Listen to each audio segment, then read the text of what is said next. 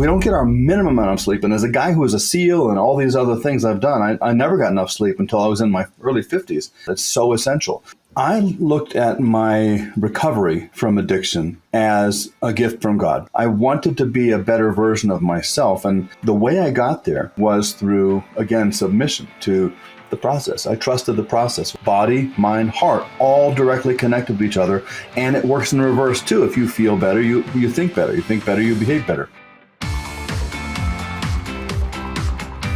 Welcome to the Thought Leader Revolution with Nikki Ballou. Join the revolution. There's never been a better time in history to speak your truth, find your freedom, and make your fortune. Each week, we interview the world's top thought leaders and learn the secrets of how they built a 6 to 7 figure practice.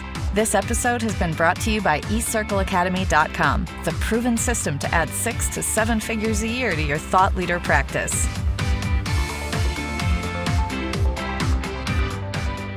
Welcome to another exciting episode of the podcast, The Thought Leader Revolution. I'm your host, Nikki Ballou. And boy, do we have an exciting guest for you today. Today's guest is becoming a dear friend.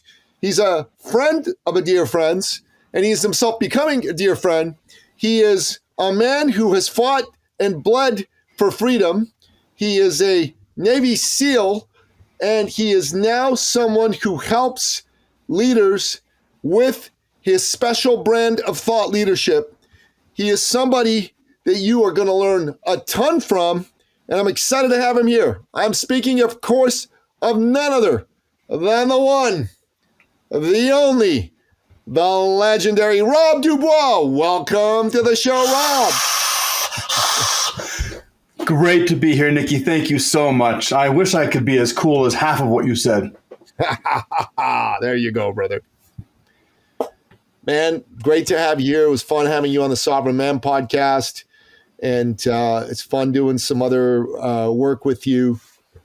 You know, you're a good man, and the folks that are listening to this show, these are thought leaders and aspiring thought leaders, and they listen to this show not because of me, because I'm here every week. They're listening to the show for you. They want to learn from you.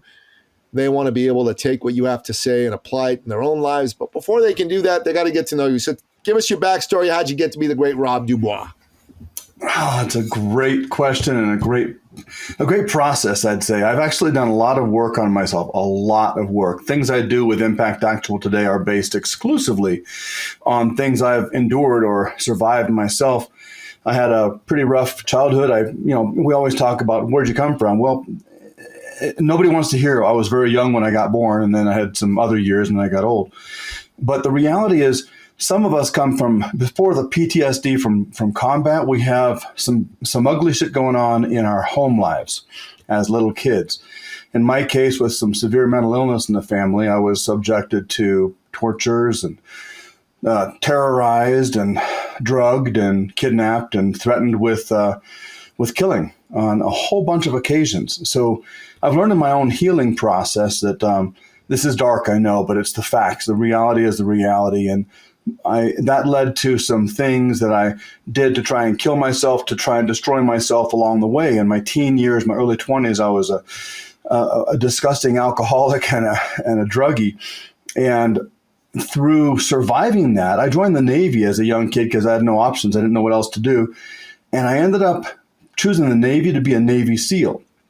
And I didn't think it would be hard, because I was an idiot kid. I didn't know anything about the Navy or the Navy SEALs. I just knew they were the toughest commandos, like I asked the recruiters. So from that foundation of being told I was garbage and being told I should be killed and didn't deserve to be alive, I actually had a long and winding road through to a crisis in my mid-20s.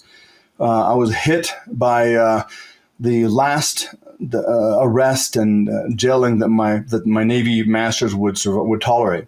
I said, this is it, you're out. Unless I got an ultimatum. My commander at the time was Commander Delory, and I haven't met him yet since then. But the fact that he confronted me and said, this is it, you get no more chances. I knew on the outside I would never be a SEAL. I'd already been in for a few years and had been fighting to get to the program. And I finally realized that I was going to die on the outside or live a life that was the same as death. And I straightened up. I got clean. I got help from the most unlikely source, a master chief that had put me there at this remote site in Turkey. And he and I met every week, and we walked through some steps of how not to kill yourself as a drunken druggie, as a drunken sailor. He helped me understand how to get reliant on other people and how to help other people. It's a long process, but really I look at that moment, and that was, like I said, 40 years ago almost. And for me, it was the beginning of a life worth living, a life of contribution that has resulted in everything else, including becoming a SEAL, like you talked about. But beyond that, I like to tell people I'm not just a SEAL. And I know that sounds a little bit strange, like, well, what's just a SEAL? You know, a SEAL's amazing. There's SEALs on TV, and there's SEALs with books, and there's SEALs in movies, all of which I have, to be a perfect cliche. But the reality is I chose that program, so that path, so that I could actually be of the greatest use to the nation, to humanity. And it's netted out incredible rewards that help me be of use to individuals one-on-one. And that's how we come to be where we are with Impact Actual. Awesome, man. So let's unpack some of that before we get into what you do at Impact Actual. It's a hell of a thing for a young boy to go through trauma growing up, and to go through parents who don't know how to give him a loving, safe environment. It's mind-blowing that you didn't turn out to be some seriously screwed up dude who got into a life of violence and crime. Well, the jury's still out on that. And ended your life, you know, at a very young age. Yeah, I mean, a lot of folks who have that type of upbringing, quite frankly, are dead by the time they're in their early 30s. Yes.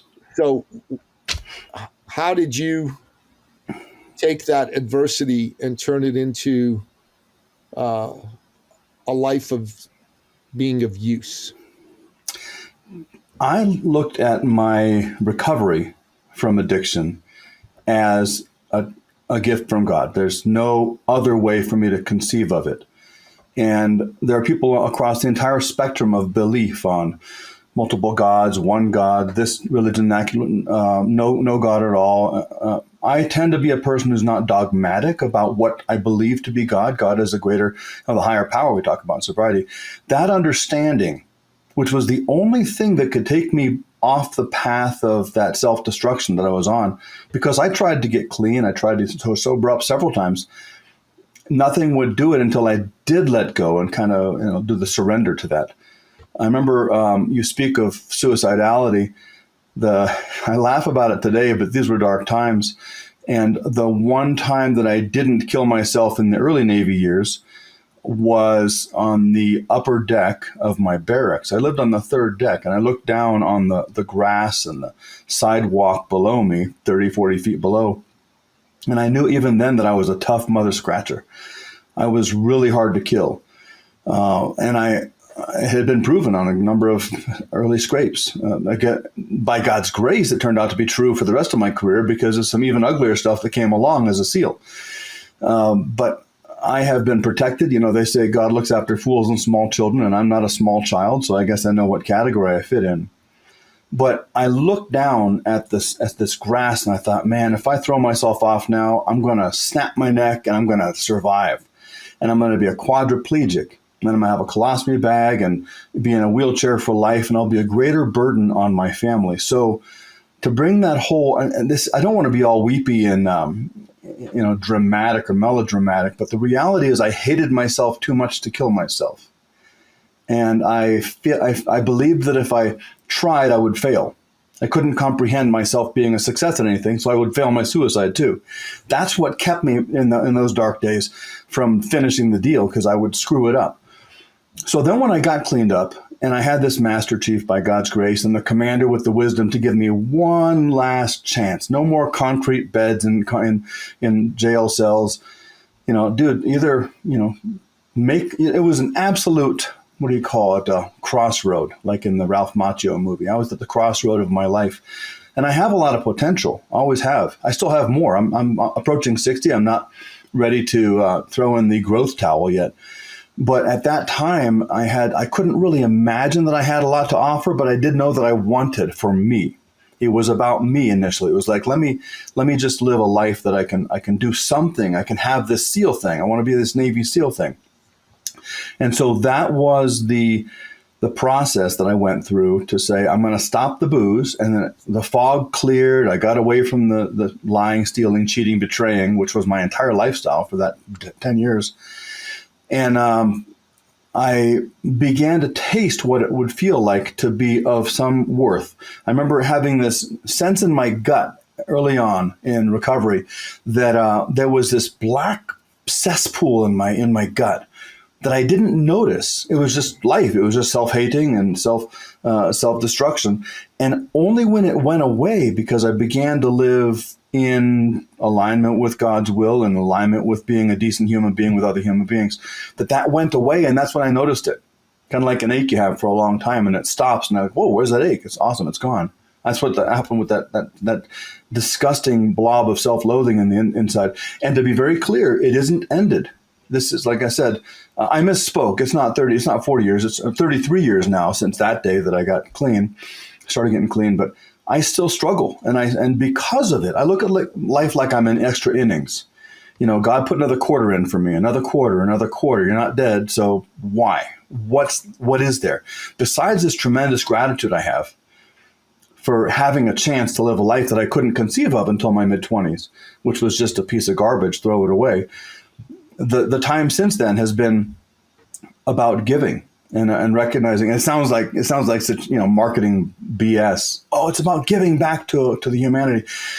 It is about giving back. It's literally about living my best life. I understand that we'll talk about Impact Acts. We'll talk about the impact system and how it's an inside job. We're looking at body, mind, heart, and soul. And that's the stuff I started to conceive of for myself that I deserved to live, but I still struggle with what I call a death wish. It's not a suicidality anymore. Only under the most incredible stress do I get suicidal. But the death wish is this thought like, when I'm in stressful situations, it'd be better if a truck hit me, Wow. That's intense.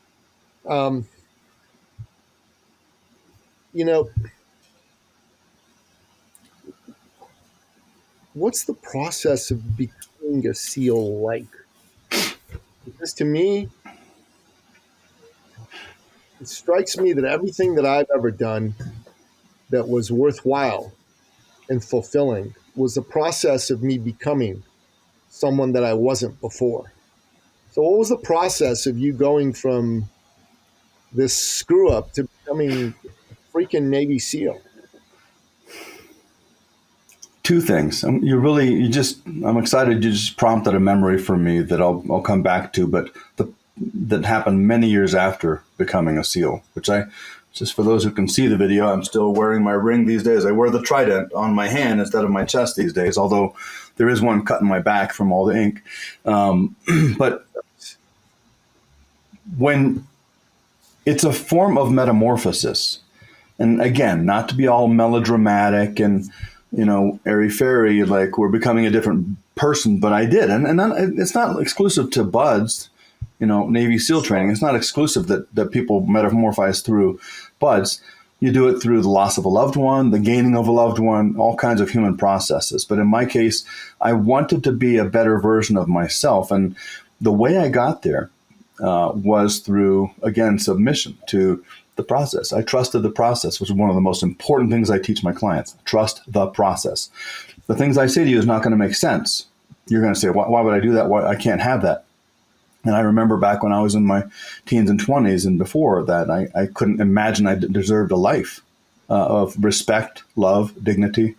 And so to become that new version of myself, to go through BUD/S, which I did at 30 years of age, which I don't recommend to anybody. It took several years more in the Navy. And I went through as an old man, but I had to subordinate my ego. I had to submit to the process, say, I know these guys can't kill me. They've got strict regimen. They got strict rules about how much they can keep us in Kodiak, Alaska, it's 33 degrees. The water, and we're out in 33-degree water in our underwear up to our necks to appreciate our dry suits. They do that for 5 minutes. And so we walk out into the water up to our necks in what feels like molten lava. That's how freezing water feels when you're touching it with your skin. We were just immersed and we could barely move when they said, come on out, you idiots. And so we walked back out slowly like the zombies. So I submitted myself to the process, and I told myself at a very low moment, I don't tell them a lot of people this, but I kind of quit during buds.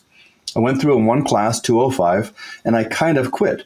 I told one of the instructors I had a lot of rationalization going on. I was married at the time, and I told my instructor, I gotta not do this for their sake. The SEAL lifestyle is too hard, and so I got back to the phone, and they didn't understand what that was about. They're like, that doesn't make any sense. Nobody quits like this. You don't rationally quit. You don't walk up and say, I've decided, I've done all my work so far, I'm going to walk out of the buds now. So I went to the phone. I called my wife at the time, and I said, great news, I've quit. I'm going to come home and be a regular, ordinary dude like an accountant or something. To be clear, I don't judge accountants. I mean, for my path was to become a SEAL. I perceive accounting as being something that would be very dull for me. But it's a fantastic job for some. I don't think you're the only one who perceive accounting as. There you go. I'm trying to qualify it so I'm not offending anybody. I'm not about trying to. I don't diminish anybody's value. It's not to be very clear. Diminishing anybody's value, buddy. Come on, man. Yeah, for me that would be dull. So she said, "What the hell are you talking about? You put me through hell for 2 years to get to that school, and now you're going to walk away from it? No, you get back in there and unquit." And I said, I don't think you can unquit from buds. And she said, well, go do it. So I went and talked to the staff. I said, I would like to unquit. And they're like, what the hell, dude? Okay, get back with your class. It was that weird. Another one of the millions of weird things that have happened in my life. I was on the grassy knoll on the anniversary, decade's anniversary of JFK's assassination. I was in London on the 50th anniversary of the Queen's inauguration. What do you do when you put a queen in power? I forget, but the term, like an inauguration, her coronation. I happened to be in London for 1 day. So anyway, that's a quick aside. But the process of saying they're going to have to kill me to get me out of this school was the way that I got through it from that point forward. I said, I guess I'm all the way in, and it was that. As a great business lesson, it's a going all the way in. And I won't talk about a lot of stuff like people like to think, sing these cliches like burn the boats and everything. That may be appropriate for some and not for others. But for me, it was about an absolute all-in commitment, which is our first of the 12 tasks in the impact system, commit to growth. February 2nd, 2023, I made a commitment like that to go all in, getting myself into shape because I was a fat fuck, 227.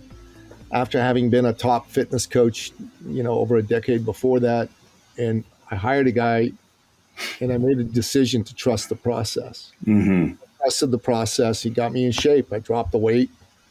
I went from 227 to 169 originally, and then trained to put some bulk back on and then cut back down for a contest down to 167 and now bulked up a little bit. But it's trust in the process is what I've done ever since. This guy's still coaching me. I follow what he says for exercise, for nutrition, and where I need to do better is with rest and sleep. Mm-hmm. My rest and sleep is shit. It needs to be perfect. And that's what I'm working on. Can I offer a quick lesson there on that subject for the listeners? For sure, man. Sleep is the number one thing for fitness and wellness, as you're already identifying here. It's the easiest for us to neglect, too. And at Impact, we have all these rules, the Impact rules. They're all acronyms, because before I was a SEAL, I was an NSA guy, a spy, a code breaker, and a code maker, with NSA as a Soviet subject matter expert and a Russian speaker. And so I make all these rules based on acronyms. SEAT, sleep, eat, and train, is the acronym for the body wellness. It's the easiest thing to remember in the world. Sleep, eat, and train in that order. Like you said, sleep is, if we don't get our minimum amount of sleep, and as a guy who was a SEAL and all these other things I've done, I never got enough sleep until I was in my late 40s, early 50s. Then I realized what you're talking about. It's so essential. Eating is more important than training because you can't out-train a shitty diet. So they're in an order of priority: sleep, eat, and train. You got to train too. Train daily and align always, or ta-da, another impact rule. Train daily, align always. But that's the key I want to leave people with there is sleep, eat, and train. Don't forget the sleep. No, you can't out eat shitty sleep. No, exactly. Exactly. Yeah, exactly. You can't out eat shitty sleep, and you can't out train a shitty diet. Exactly. I like visual models. And while you were doing this, I just drew a Venn diagram. Sleep, eat, train, here we go. With the sweet spot right in the middle, right? Yeah. Where they all intersect. That's what we have to do. This is optimized health. Yeah, I call that the seat of your power. Because everything else, we talk about body, mind, heart, and soul. The mind, the heart, and the soul are all dependent on the body's wellness. It is dependent because everything's connected. If my body's sucking high and tit, if I'm really hurting because I got drunk last night and I got a hangover, I will not think well. If I then go into a class in my college and try to take a physics exam while I'm not thinking well because my body's not well, then I fail it or I do really poorly and then I feel like crap. Body, mind, heart, all directly connected to each other. And it works in reverse too. If you feel better, you think better. You think better, you behave better. Seat of your power. S for sleep, EA for eat, and T for train. Seat of your Sleep, power. eat, and train. This is it, man. This is some of your thought leadership right here, brother. This is the kind of stuff this is one of the things I help Michael Osterlink with is putting together stuff like this. Right on. Brilliant, man. And Michael's killing it. I'm so happy for him. Dude, I want to throw out. Been crushing it, bro. Yeah. Bro told me last week, like I've been telling him, dude, you're undercharging, man, for your couples course. I said, well, yeah. Tell me like what he would charge. I said, this is fucking nuts, man. Just double the price. No, I can't double the price. I'm your coach. Listen, right on. Okay, fine. And then he comes yesterday. He goes, yeah, they signed up at the new price. Like he's shocked. Love it. Buddy. Like you kidding me? Even at the new price, it's cheap. Even at the new price, it's cheap. Exactly, because it's value. Value is not a matter of a number and how many commas there are on that number. Value is what's the exchange. I could talk to somebody and say, hey, you give me $10,000 this year and you'll shed and keep off 100 pounds for the rest of your life. Okay, make it 20,000, make it 5,000, make it 30,000. Doesn't matter what the number is. It matters that life is now changed forever with 100 fewer pounds that will never come back.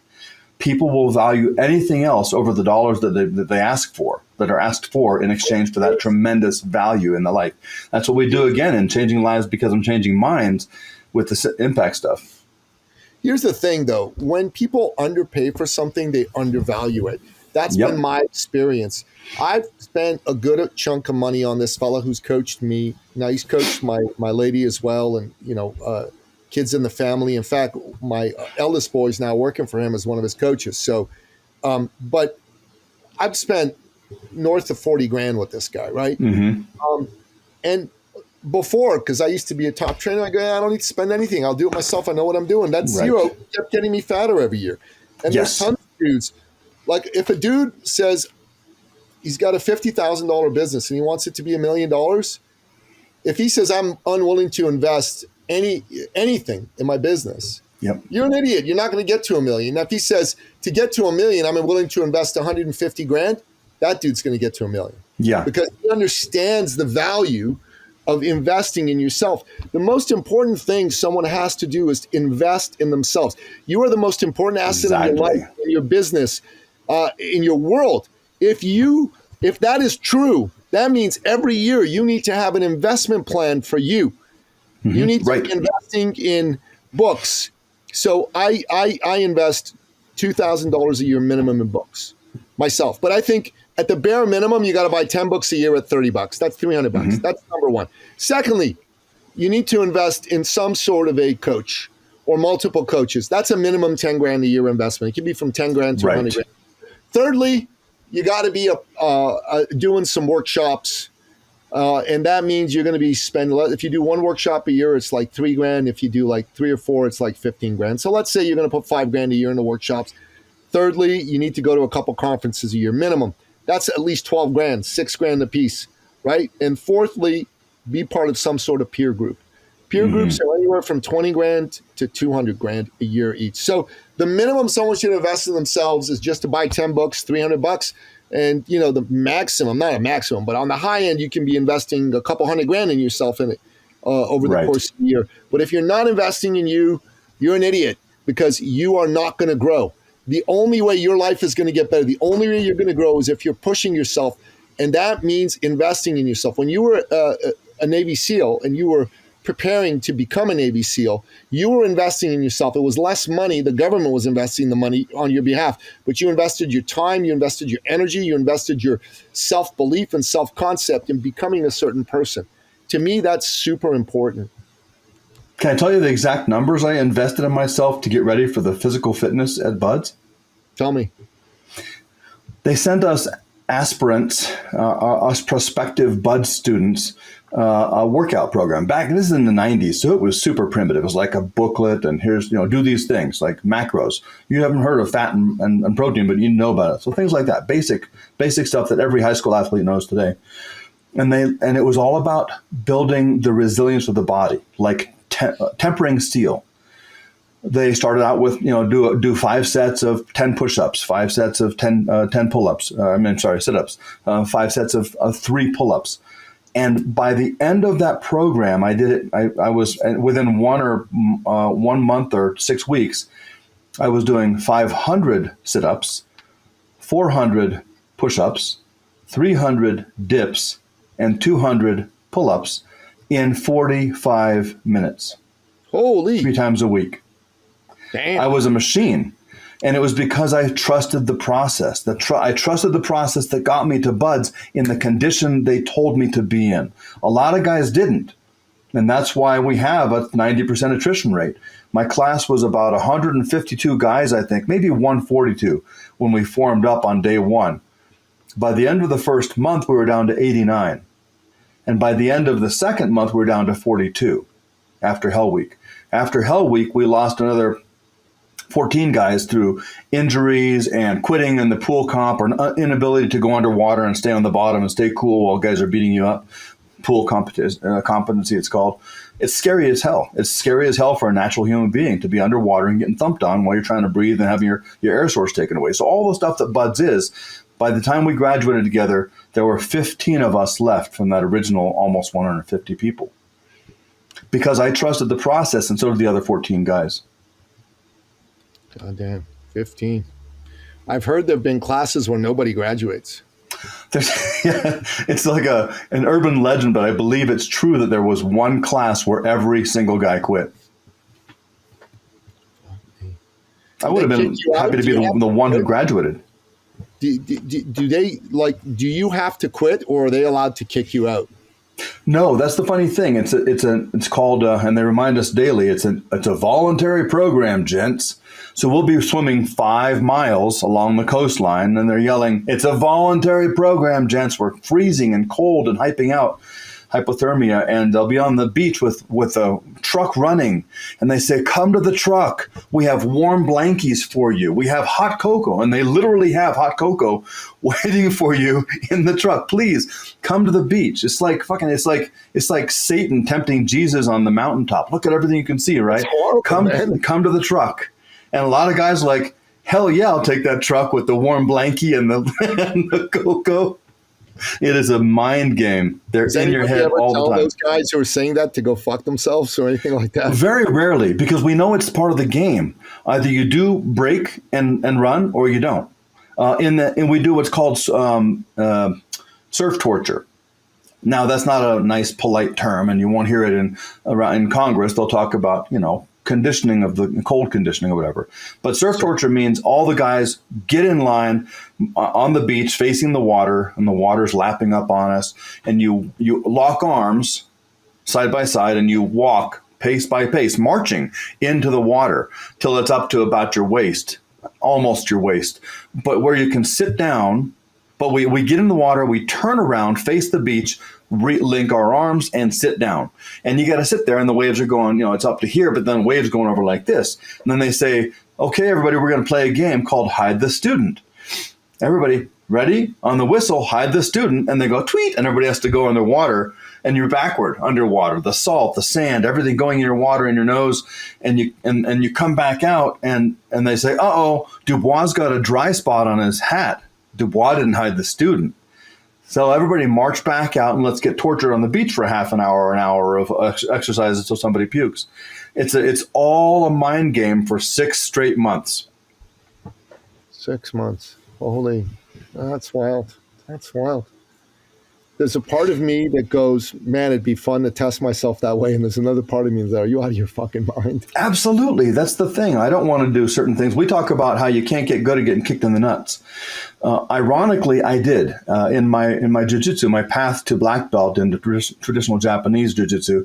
The highest tests do involve taking 3 hard kicks to the balls by the sensei. And I passed with flying colors because I'd conditioned myself. I'd learned energy management, the things that actually go into that. It sounds mystical, but it's real. And that's why body, mind, heart, and soul, I come to it back again and again. I learned to manage that and manage the pain and smiled through the situation. How to get kicked in the nuts. There's a way. There's a way. Kicked in the nuts. How to get good at. Exactly. Man, that's a good title for the episode. Good at. I had the unique benefit of forgetting my tighty whities that day. So I went inside my gi. I was just wearing a loose pair of shorts from my gym shorts. And so everything that God gave me, and I don't like to brag, but it's not insignificant. Everything that God gave me was being smashed by this kick to the nuts by the teacher. And all I had to do was let the energy flow through my body, flow back, fall back, and not get incapacitated. Like he told me he did on his own test for black belt. He went down to the mat and puked to get up and do it again to pass. Oh my God. There's a lot more than we can conceive of that the human being can do. Body, mind, heart, and soul. The mind is, controls so much. That's what buds, like I said, it's a head game. They're in your game in your head all the time. Going through SEAL training, it's not just about being tough. A lot of very tough guys go there, but they're not tough here. They're tough here. And a lot of very ordinary guys make it through buds because they have no presuppositions about how badass they are. Like, yeah, I'm an Olympic athlete or I'm a black belt or anything. None of that stuff matters. You go in there, trust the process. When they say run that way, you run that way. And if you do that enough times, you become a SEAL. That's how it works. SEALs are not gods. They're not demigods. We're not extraordinary human beings. We're just humans who trusted the process and kept going when they said, go that way. This is how you become a SEAL, dude. I've been telling you for 3 months. This is how you become a SEAL. Go that way. Run. Don't be late. Don't be the last guy in the obstacle course.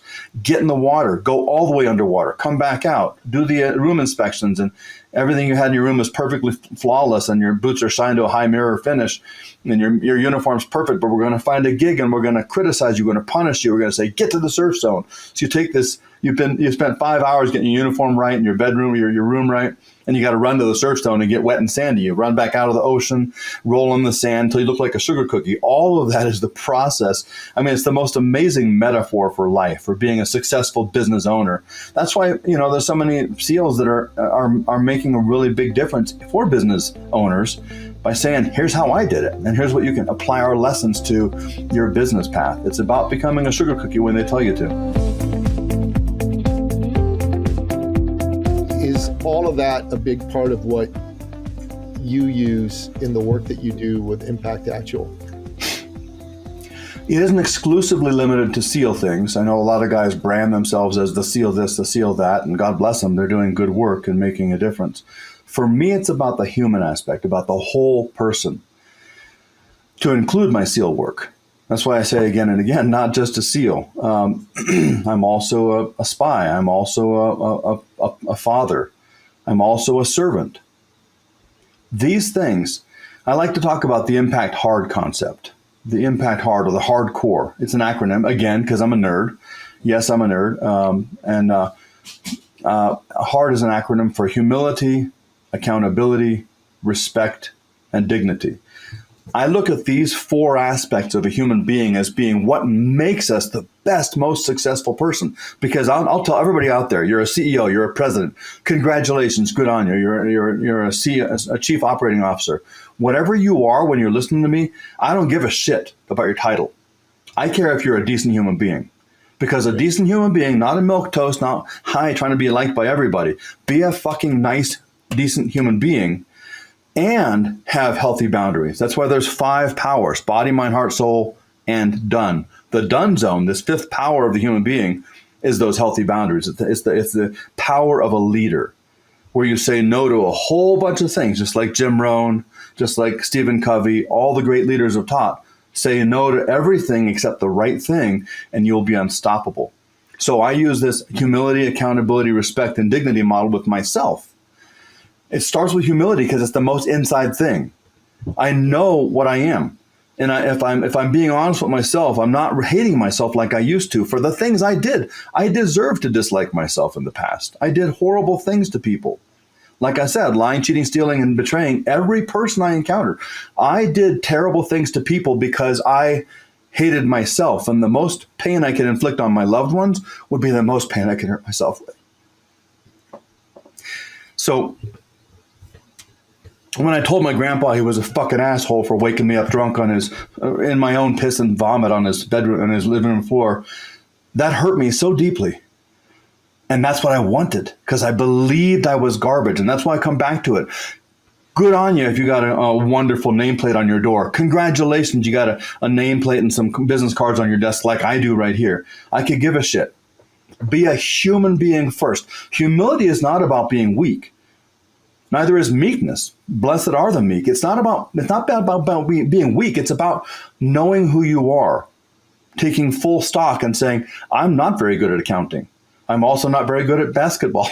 There's things I know about myself that I can honestly measure, and I'm humbly accepting of that reality. I'm also an incredibly good writer. I'm also incredibly, surprisingly good at Russian language. I have a number of assets. I run better than I do pull-ups. So humility is the foundation of everything that's worth becoming a great person, becoming a great leader, becoming a great owner. Accountability is where you begin to go from the inside to the outside, between me and you. I'm going to start holding myself accountable. Let's call it 75-25, but I'm definitely going to hold you accountable. Everybody in my life. I'll come back to another quick story on this, but respect is where I have to have that respect for myself and also for the other people. I behave in a respectful manner all the time. I learned that in Abu Ghraib prison. When I was there interviewing one of the guards about the terrorists in his control, this was like in 2004 or 5, I was a red teamer. As a SEAL and an intel officer, I was a red team guy. So I would go into a U.S. base and look at it from the eyes of the terrorists and say, here's how I'll kill the most Americans. Then I tell the commander, here's how I would kill the most Americans based on your reality here in this command, and here's how you mitigate it. Here's how you stop that. That applies directly to my coaching. I say, let's go ahead and take stock. Let's find out where your gaps are. Find the gaps, seal the gaps. But this guard told me, I asked him, I was all cocky, I had my big trident on my chest and my M4 over my shoulder. I was like, how do you deal with all these scumbags? This is one of the most important humility experiences of my life. And there's two ways to humility. I'll add this. You can either choose humility and be humble, exercise it till you get good at it, or be humiliated. And that's why it's the second thing, because this is what you're doing to yourself. You can choose either way. The bigger they are, the harder they fall. We get lessons all the different ways of our lives, but the better way is to simply choose humility, accountability, respect. So he said, I just try to treat them all with respect. And I was all full of myself, like, yeah, look at these ragheads, look at these dirty terrorists and stuff, because I was hating on them. I was not being humble. I was being bigoted. I was being small despite my stature being big. And I said, what do you mean? He said, well, some of these guys are innocent. I went, oh, shit. Yeah, he said, we roll them all up. You get guys, a bomb goes off, an attack happens on a convoy. We grab every man we can see in the area because we don't know which one was shooting. The guy's on his phone. He's probably calling his wife, hey, babe, I'll be home in 20 minutes. And next thing you know, you're coming with us. And when he was in Abu Ghraib prison during those years, he was in there for 6 months before he could be vetted as an innocent man. 6 months, his wife's out there with no marketable skills except one. Don't even have to say it. We all know what a marketable skill is. The first industry, what a woman can do to make a few dollars to save her children's lives. When they're starving, when they need medicine, she's going to go to work on her back. In my book, Powerful Peace, a Navy SEAL's Lessons on Peace from a Lifetime at War, I talk about I won't make my wife a prostitute. I was at an embassy in Iraq, and the guy told me that point blank. He said that his buddy is a bomber because he won't make his wife a prostitute, because there's no employment available. I mean, I could go on and on. I mean, Read Powerful Peace. I'll throw that out there for everybody. A Navy SEAL's Lessons on Peace from a Lifetime at War, because I've learned hard lessons the hard way. I'd rather people could learn these ideas and apply them in their own lives. But he said, sure, I mean, it broke me. I was heartbroken to think about a man being in that position, putting his wife in that position, and their 5 or 6 kids, and she has no dad or mom to go home to. So that's a horrible thing. And that really calmed me down and stopped making me so ego-filled. And then he said, and some of them are guilty. That dude right over there, he pointed at one guy who was a jihadi, and he was wearing his dishdash, and he said, he's guilty. My friend saw him kill a couple of Americans, and we brought him in here. But he's a hard motherfucker. He's a hard motherfucker. Nothing can break him. The only thing we can do with him to get what we need from him, like it's time to go to hygiene, it's time to go over here with the people, is none of the other guards will do this, but I say, sir, will you please come with me? And he does, because he requires that respect. So in my life, and I heard this about Saladin and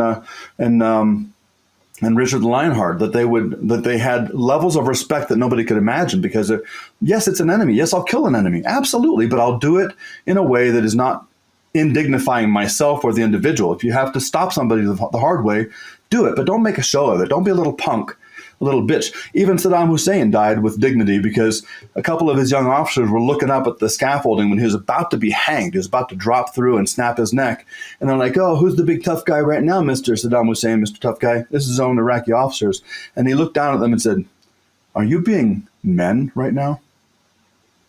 And they calmed the fuck down, and they started acting with, the respect and self-respect a person should have. So respect is everything, and then dignity is the ultimate everything. Dignity is what I maintain in every situation. I defend the dignity of others, whether I like them or not.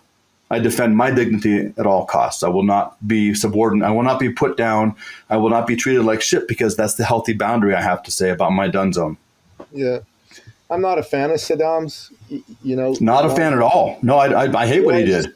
The war he started with Iran. I'm Iranian, killed my best friend growing up. Absolutely. And I don't admire his personality or what he's done. That example is all I'm providing. Let me finish. He was a piece of shit as a human being, but he died like a man. He died like a fucking man. Precisely. He was a piece of shit, as was bin Laden. But I'll use in my terrorism training, when I teach people how to look through the eyes of the terrorist, I think the guy sacrificed an incredible fortune. He could have been banging every strange ass across Europe for the rest of his life with the billions that were available. He threw it all away to pursue that goal he had. So, that part of it is admirable. Saddam's comment is admirable, even though the life was a piece of shit life that caused incredible pain. Bin Laden didn't have to choose to live in caves, but he did, because he believed in his purpose. And I would have killed him myself if I had a chance. Same with Saddam. Yeah, amen. Rob, one of these days I'm going to organize to meet you in person, and I'll bring you camera crew, and we'll do an in-person 3-hour-long podcast. Fantastic. I think you got a shit ton of fun things to talk about. But if someone wants to get your book or find out about the work you do, what's the best way? Where do we send them? That's the easiest thing of all. Of course, I'm all over social as Rob Dubois. That's ROBDUBOIS. It means Rob of the Woods in French, Dubois. But the easiest way of all to find anything is impactactual.com. From there, you can get to our courses, our certification as a coach, work with me as a coach, anything that we do, find access to our books, our store online, and so forth. Impactactual.com. Listener, Rob Dubois is a fascinating man. He's the real deal. I think you should go pick up a copy of his book, go to his website, impactactual.com, and have a conversation with him. It's worth your time. Rob, we end every episode by asking you, as our guest expert, to give us your top 3 expert action steps. These are your top 3 pieces of advice that you have for my listener to improve his life, to improve his business, to improve a relationship, in bullet point form. So what are they? I love that question, especially spontaneous like that. It's all about you. This is the great paradox, because people say it's not all about you. Well, it is. What you do to develop yourself, as Nikki, you've been saying, you have to invest in yourself. So invest in yourself. That means the 500 push-ups I did in one workout, or 400 push-ups I would do in one workout, I invested in myself so that I could be ready to be a SEAL. Trust the process.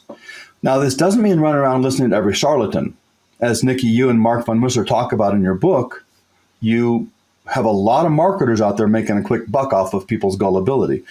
Do the research, assess it. But once you really decide on a path to go with Nikki or with Mark and Nikki or with me, go all in. Trust the process and say, they can't kill me.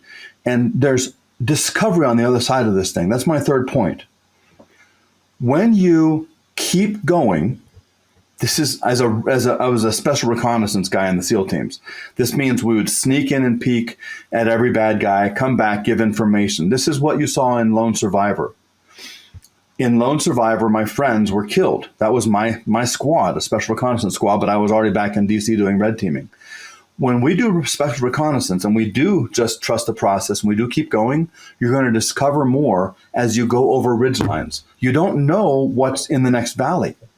You can't know what's happening for you in your business, in your life, in your marriage, in your parenting. You can't know what's up for you. When you do just keep going, you're going to see more. And when you see more, you can choose more. So keep going through it until you have more information. And then when you have new info, you make new choices. Yeah, that's good. I like it. I like it a lot. You know, it's all about you. Invest in yourself. Trust the process. Keep going. When you keep going, you'll see more, and then you can choose more. And again, it's not about being selfish. It's about being self-aware. This personal development is not saying screw your wife, screw your, that sounds funny. It doesn't mean screw those people that care about you and deny them what you can give. It means become more so that you can give more. That's why you're developing yourself. You can give infinitely if you grow infinitely. That's very true. You can give infinitely if you grow infinitely. And it's all about that at the end of the day. It's the whole purpose. It is, buddy. It is. Rob, these are 3 excellent expert action steps. I love speaking with you. This conversation has been energizing as all get out. Listener, go to the show notes at thethoughtleaderrevolution.com to find out more about Rob Dubois, to go check out his website, impactactual.com. And there's always a summary of the expert action steps and the whole conversation in the show notes. And I recommend that you go and review that summary every time. We also come up with reels that are like 1-2 minutes long that'll let you get a teaser of what's in the show. So take advantage of watching those as well. And if you enjoyed the episode and you have a friend who frankly would benefit from this, I want to just encourage you to be generous and share with your friends. That's one of the things I like to do is when I come across a good podcast episode, a good book, a good online article, a good 2-minute short, I share it. That first of all deepens the learning for me. So at a selfish level, I get better because I shared it. But secondly,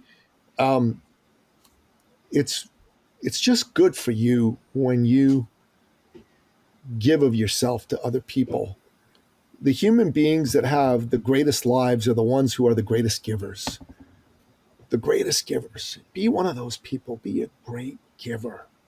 Rob's a great giver. You be like Rob. Be a great giver. And I really want to encourage you to do that. And of course, give us a like, a rating, or review if you like this episode. If it was inspiring to you, if it uplifted you in any way, because when you do that, that helps us.